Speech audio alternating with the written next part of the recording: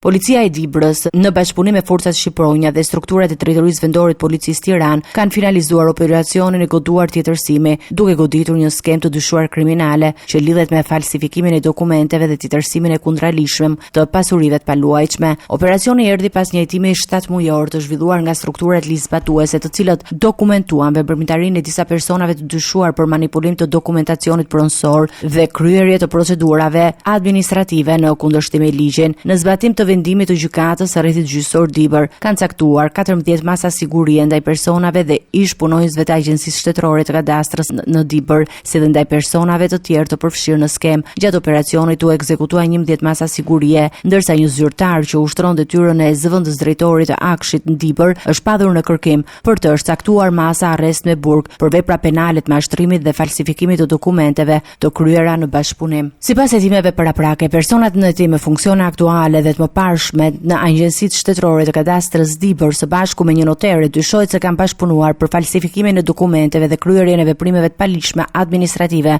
me qëllim kalimin e pronave në favor të shtetasit Teshar Doçi dhe familjarëve të tij. Provat e mbledhura deri më tani kanë ngritur dyshime se përmes kësaj skeme janë kryer tjetërsime të pasurive të paluajtshme në kundërshtim me ligjin, duke cënuar të drejtën e pronësisë, ndërkohë organet ligjzbatuese bëjnë me dije se hetimet janë ende në vijim me qëllim zbardhjen e plotë të skemës dhe identifikimin e çdo personi tjetër që mund të ketë pasur rol në këtë veprimtari të dyshuar kriminale.